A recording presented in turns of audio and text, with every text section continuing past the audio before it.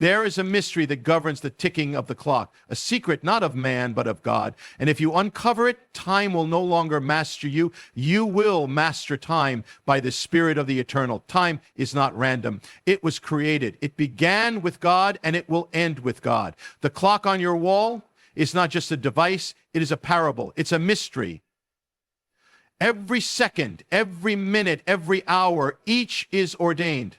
You do not own your time. You are entrusted with it. And to waste it is not merely a matter of poor planning. It is a matter of stewardship. The secret is this: time is sacred.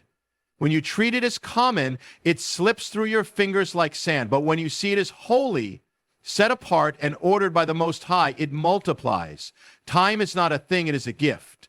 It is not yours. It never was. It is not owned, but borrowed, entrusted, measured out from eternity. And yet, we so often treat it as if it were disposable, like dust on the floor, like something to be tossed aside, wasted on trivialities.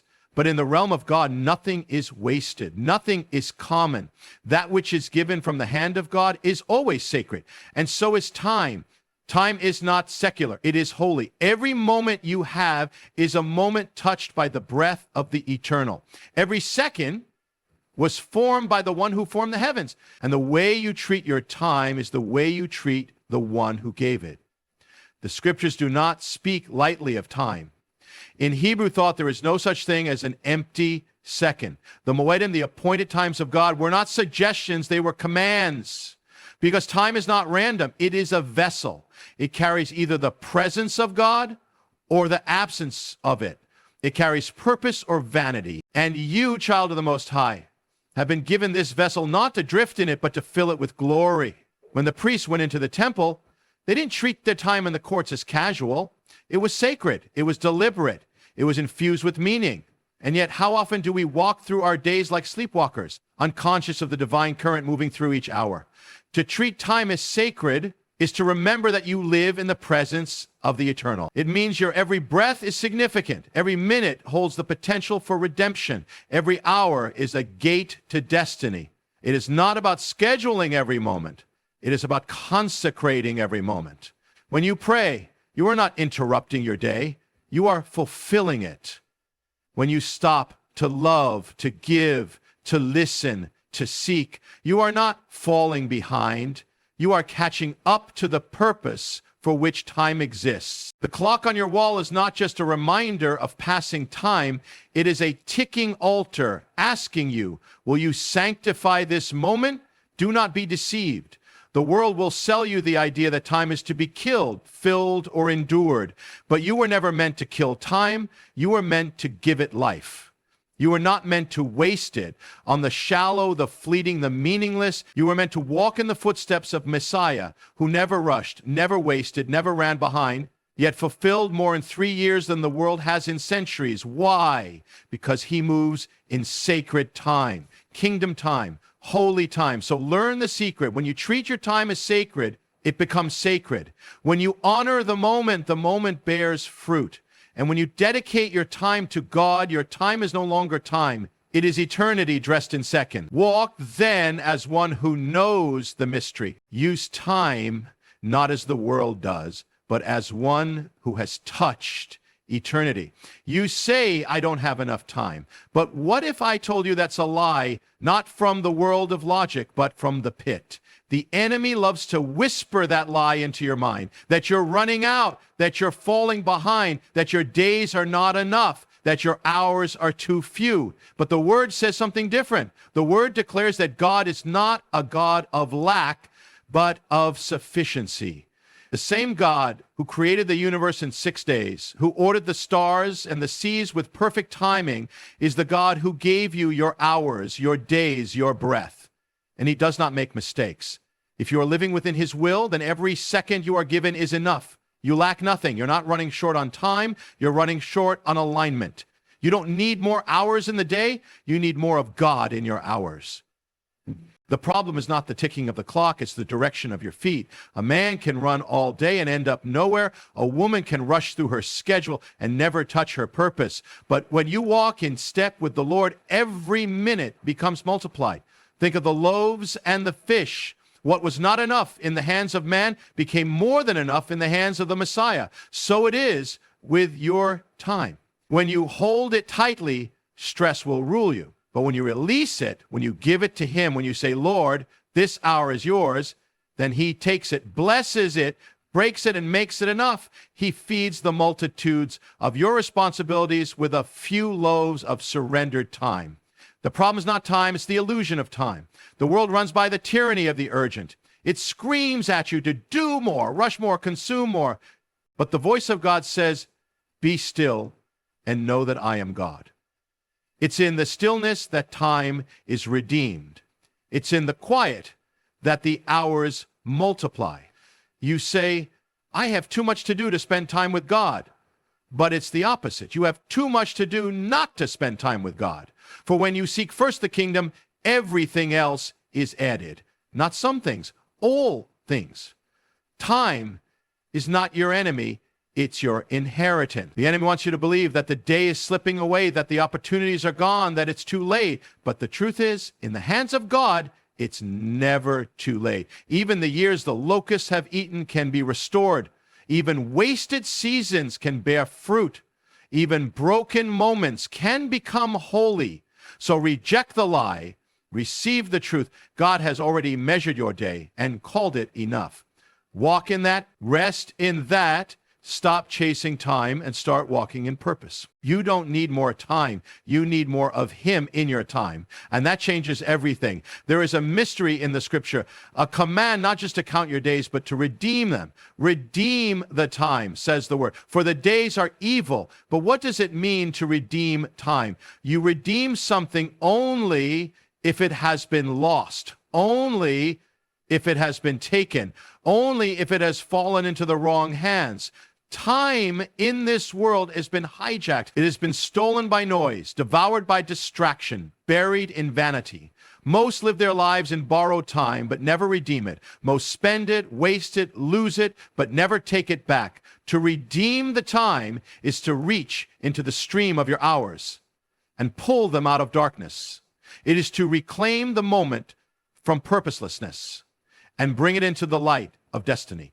When you sit in silence with the Lord, when you speak love instead of anger, when you choose to worship instead of worry, you redeem the time. You take what was ordinary and make it eternal. You take what was fleeting and make it holy.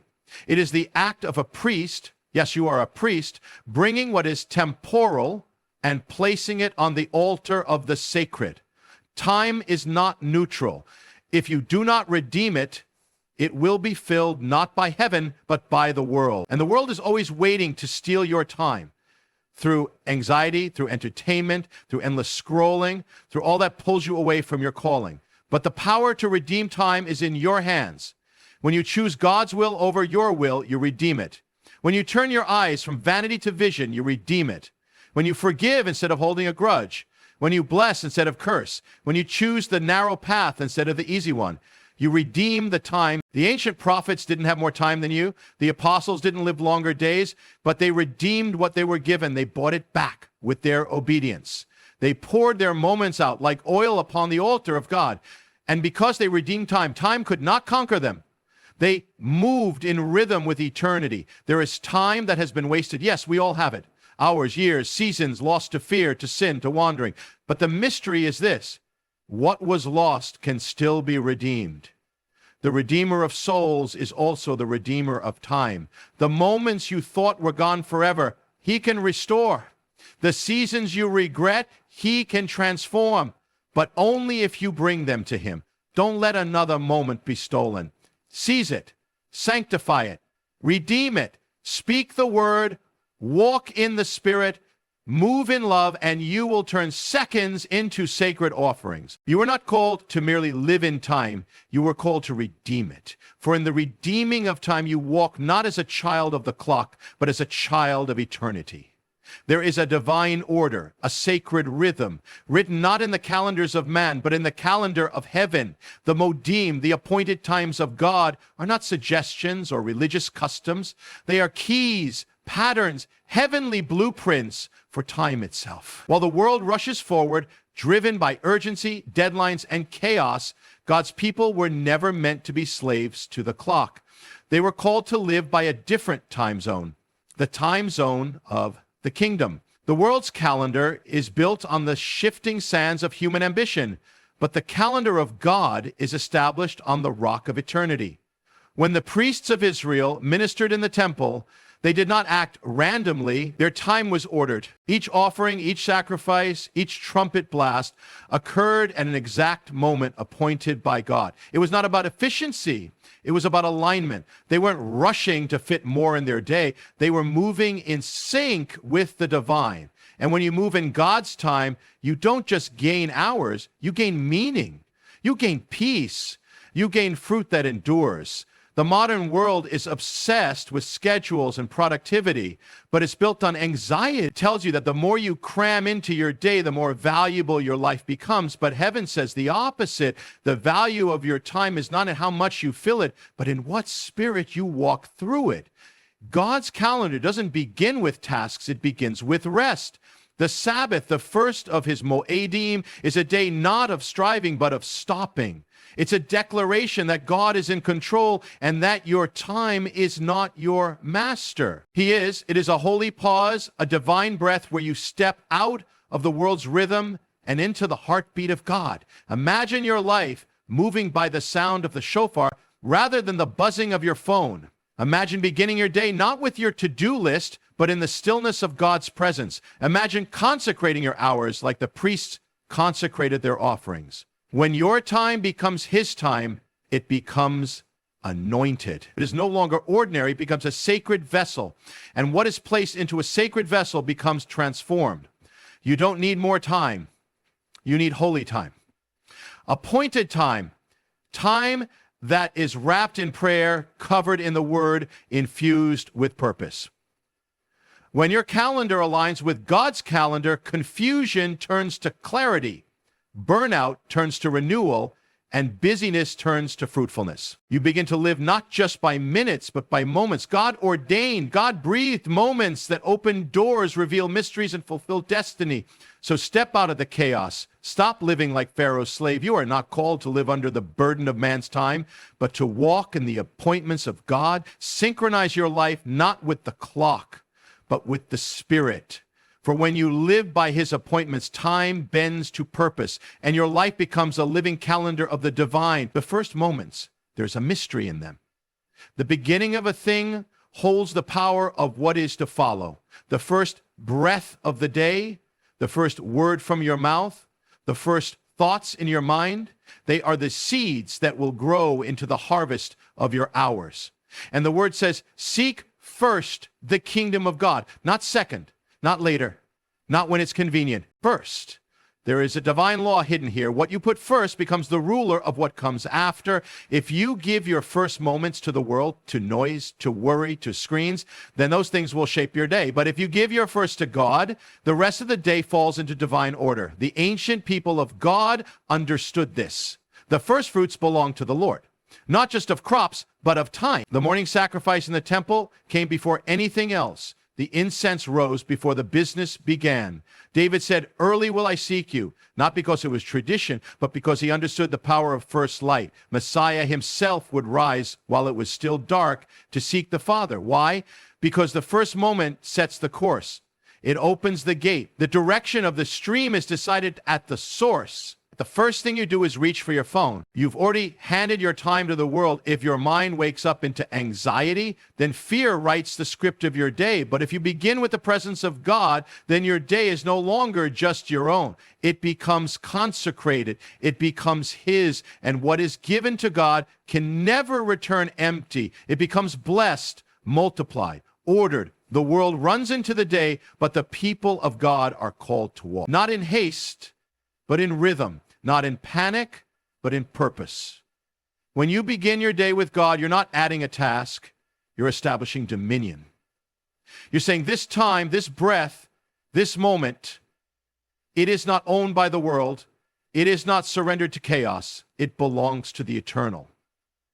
And because it belongs to him, the day must follow his lead. You may think you don't have time to seek him first, but that is the deception. The truth is, you don't have time not to. Because when you seek him first, everything else begins to fall into place. Decisions become clearer. Peace enters your steps. The stress that would have overtaken you loses its power. Why? Because God is now in the center of your time, not the edge of it. The beginning is a gate. What you do with the first, you do with all. So take the first light and offer it up. Take the first words and speak them to heaven. Take the first thoughts and make them prayer. And watch as the eternal walks with you through the rest. For when the beginning is holy, the whole becomes blessed. There is a deception in the modern age, a great distraction cloaked in light and noise. The world has never been louder, never more connected, never more saturated with images, messages, and movement, and yet never more lost in confusion. We carry devices that promise to save time, but instead they steal it. We scroll, we swipe, we binge, and we wonder why the hours disappear like mist in the morning sun. But the mystery is deeper than distraction. It's about what you give your attention to, because what you give your attention to, you give your time to. And what you give your time to, you give your life to. In the days of the temple, only one voice could be heard at the altar, the voice of the priest, the voice of the worshiper, the voice that rose like incense to heaven. There were no other sounds allowed. But now, in the temple of your life, how many voices have invaded the courts? How many alerts, beeps, and headlines have taken the space where only the presence of God was meant to dwell? If the enemy cannot destroy you, he will distract you. If he can get your eyes off your purpose, your ears off the voice of the Spirit, then he has succeeded, not with chains, but with screens, not with violence, but with entertainment. The battle for time is a battle for the heart. You don't need to fall into sin to lose your purpose. You only need to drift. And drifting is what happens when you're constantly pulled in 1,000 directions, none of them eternal. You become a wanderer in your own time, passing through days that lead nowhere. But God calls you back, not just to him, but to attention. Hear, O Israel, he says, not scroll, O Israel, not multitask, O Israel. Hear, listen, focus. In the wilderness, God trained his people to look for the cloud, to follow the fire. They had to watch, to be still, to be alert, because the movement of God wasn't noisy. It was subtle, sacred, mysterious. You couldn't follow the cloud while distracted. You had to be fully present. So it is with your life. The move of God won't always shout above the noise. Sometimes it whispers. And if you're too busy listening to everything else, you'll miss it. You must reclaim your attention, guard your gates, choose silence over noise, scripture over scrolling, presence over pressure. Set aside the distractions, not just once, but daily. Build altars in your schedule. Appoint times of stillness. Let the voice of God be the loudest sound in your day. Because where your attention goes, your spirit follows. The world will always offer more to consume, but the Spirit offers something to become. And to become what you were made to be, you must fix your eyes not on the flicker of man's lights, but on the fire of God's glory. Turn your attention back to him, and your time will follow. And where your time follows, your life is transformed. There is a law to 6 days from ancient times, often forgotten by the modern world, the Sabbath. Not merely a day, not merely rest, but a holy command woven into the very fabric of creation. Before there was sin, before there was law, there was Sabbath. God himself, the eternal, the infinite, the all-powerful, he created for 6 days, and then he stopped. Not because he was tired, not because he needed rest, but because he was establishing a pattern, a covenant in time. He was showing us that to fulfill our purpose, we must stop. That in the stopping, there is sanctification. The world does not know how to stop. It runs 7 days a week, 24 hours a day, chasing deadlines, drowning in busyness, enslaved to the clock. But the people of God were never called to live like the world. They were called to be different, even in how they spend their time. And the Sabbath is that difference. It is rebellion against the tyranny of time. It is a declaration that God, not work, not worry, not deadlines, is Lord of your days. In Hebrew, the word is Shabbat. It means to cease, to stop, to rest. But it's more than a nap. It's a returning a realignment, a resetting of the soul. On the Sabbath, the distractions of the world are cast aside, the noise is silenced, the hands are stilled, and the heart is open to heaven. It is a day not of doing, but of being still, being present, being in communion with the Creator. When you keep the Sabbath, you're not losing time, you're redeeming it. You're reclaiming the hours the world tried to steal. You're stepping out of the chaos and into the calm. And in that calm, you find clarity. You hear the still small voice. You remember who you are and whose you are.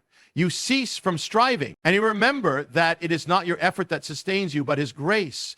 God never meant for you to be a machine. You were not made to be constantly producing, constantly reaching, constantly running. You were made to dwell in Him, to abide, to rest. The Sabbath is a taste of eternity, a glimpse of the kingdom. It is holy time, time set apart, time anointed by God. And when you honor the Sabbath, even in spirit, you bring order to the rest of your week. You step into the rhythm of heaven. You receive strength, not just for your body, but for your soul. And you testify to the world that you belong to another kingdom, not the one ruled by stress and pressure, but the one ruled by peace and presence. So stop, cease, rest. And let the sacredness of the Sabbath transform your time. Let it remind you that you were created not just to work, but to worship. Not just to strive, but to stand still and know that He is God. In the stopping, you will be filled. In the resting, you will be renewed. And in the Sabbath, you will find not just rest, but restoration. So now you have heard the mystery. God's secret to time is not in managing it, but in consecrating it. Don't let another moment be stolen by distraction or despair. Begin today by redeeming the hour, sanctifying the minute, and walking in the divine rhythm. May your days no longer be devoured by the world, but devoted to the kingdom. And as you do, may you find that in Him every moment is made full and every breath becomes eternal. May the Lord bless your days, multiply your hours, and crown your moments with purpose. Go forth in peace. Good luck, and thank you.